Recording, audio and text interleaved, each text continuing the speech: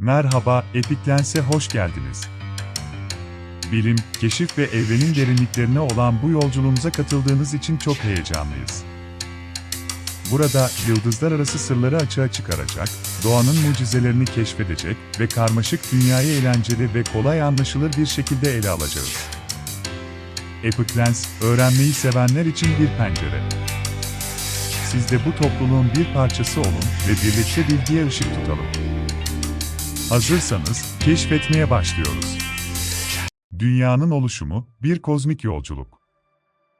Günümüzden yaklaşık 4,6 milyar yıl önce, sonsuz bir boşlukta, bir yıldızın ölümünden geriye kalan enkazlardan oluşmuş bir bulut olan Güneş nebulası, bir dizi kozmik olay sonucunda hareketlenmeye başladı. Bu gaz ve toz bulutları, kütle çekiminin etkisiyle sıkışmaya başladıkça büyük bir enerji açığa çıktı ve bu yoğunlaşma, Güneş'in doğuşunu başlattı. Bu süreçte, Güneş'in çevresinde dönen gaz ve toz halkaları, küçük tanelerden kilometrelerce büyüklükteki kaya parçalarına dönüşmeye başladı. Bu parçalar, birbirine çarparak ve birleşerek daha büyük cisimler oluşturdu. İşte bu süreç, gezegenlerin temelini attı, Dünya da bu süreçte şekillenmeye başladı. İlk başlarda Dünya, magma okyanuslarıyla kaplı, kaotik bir ateş topuydu. Sürekli devam eden meteor yağmurları ve volkanik patlamalar, yüzeyde sürekli bir değişime neden oluyordu. Zamanla bu kozmik bombardıman azaldı ve gezegen yavaş yavaş soğumaya başladı. Dünyanın dış katmanı katılaştığında ilk kabuk oluştu. Dünyanın bu erken döneminde atmosfer de oldukça farklıydı.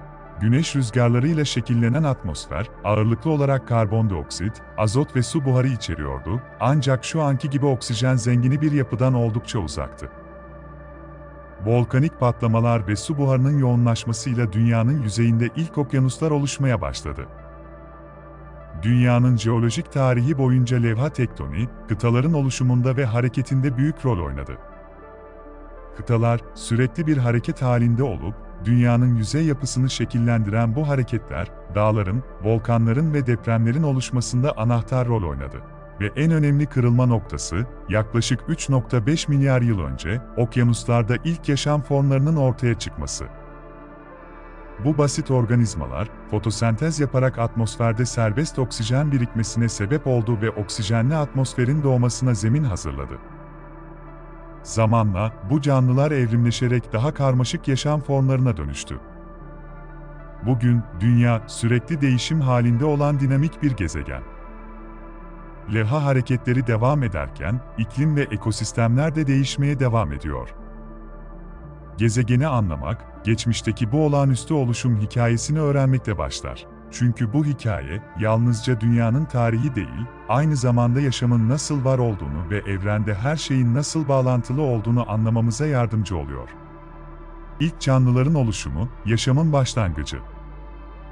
Yaklaşık 4 milyar yıl önce, dünyanın yüzeyi ve atmosferi yaşamın ortaya çıkması için uygun bir zemine dönüşmeye başlamıştı. Bu dönemde gezegen henüz gençti, okyanuslar yeni oluşmuştu, hava karbondioksit, metan, amonyak ve su buharı gibi gazlarla doluydu.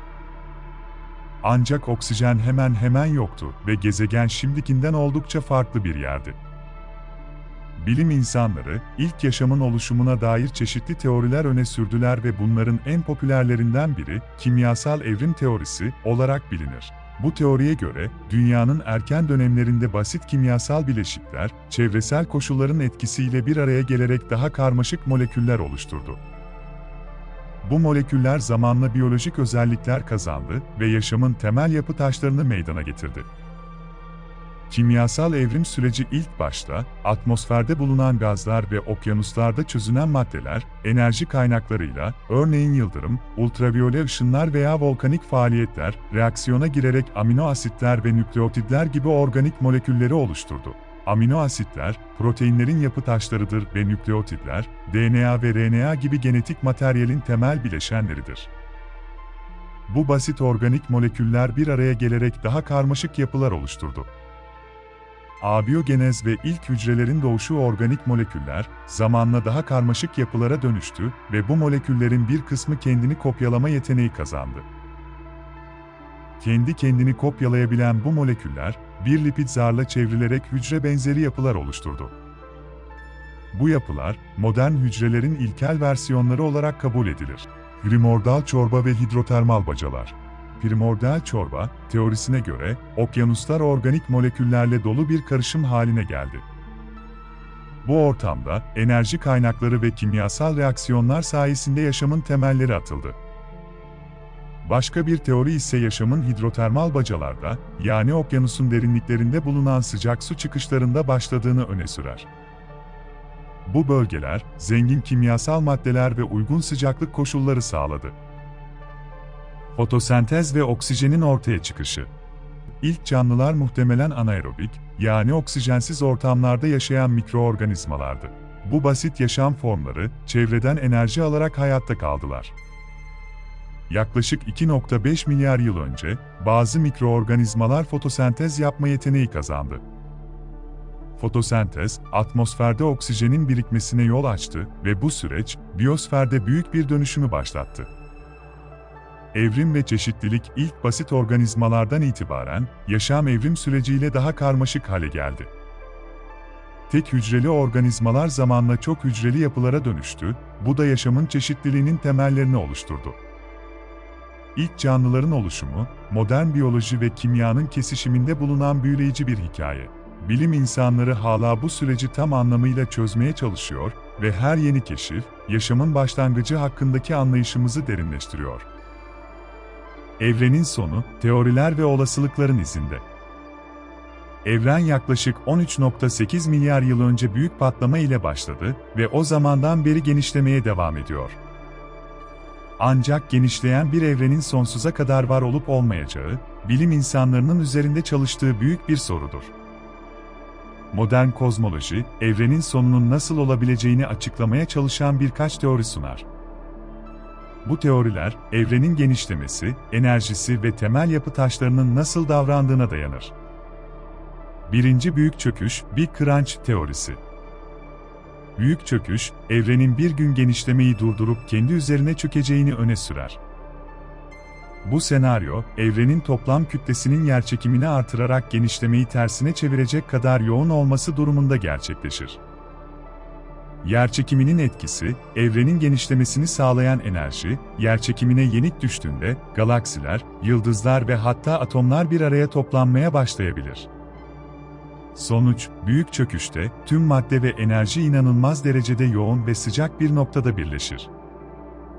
Bu süreç, büyük patlamanın tersine bir evrim gibi düşünülebilir. İkinci büyük donma, Big Freeze teorisi. Büyük donma senaryosu, evrenin genişlemenin sonsuza kadar devam edeceğini ve sıcaklığın zamanla azalarak mutlak sıfıra yakın bir hale geleceğini öne sürer. Termodinamik yasaları, evrenin genişlemesiyle birlikte enerji giderek daha büyük bir alana yayılır ve sıcaklık azalır. Nihayetinde yıldızlar yakıtlarını tüketecek ve galaksilerde karanlık hüküm sürecektir. Sonsuz soğuma, bu durumda evrenin sonu, hareketsizlik ve enerji eksikliği ile gelecektir. Kara delikler bile bu süreçte kütlelerini kaybedip tamamen buharlaşacaktır. Üçüncü büyük yırtılma, Big Rip teorisi. Büyük yırtılma, karanlık enerjinin evrendeki genişlemeyi hızlandırarak evrenin yapısını parçaladığı bir senaryoyu tarif eder. Karanlık enerji, evrenin genişlemesini hızlandıran gizemli bir kuvvettir. Eğer karanlık enerjinin yoğunluğu zamanla artarsa, genişleme hızlanır ve galaksiler, yıldızlar, gezegenler ve sonunda atomlar arasındaki bağlar kopar. Kozmik ayrışma, bu süreç, evrenin tamamen parçalanıp yırtılmasına yol açabilir.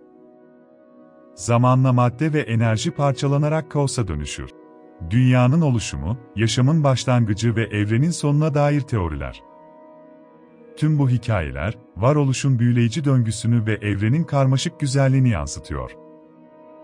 Evren belki bir sonla karşılaşacak, belki de sonsuz bir döngüyle yeniden doğacak. Ama şu kesin, insanlık, bilgi ve keşif arayışıyla bu evrensel maceranın bir parçası olmaya devam ediyor. Evren bize şunu hatırlatıyor, her son, yeni bir başlangıcın kapısı olabilir. Evrenin sırlarını birlikte keşfettik, büyüleyici bir yolculuğa çıktık. Bu yolculukta bize eşlik ettiğiniz için teşekkür ederiz. Bilgi ve merak dolu bir dünyada yeniden buluşmak üzere, hoşça kalın.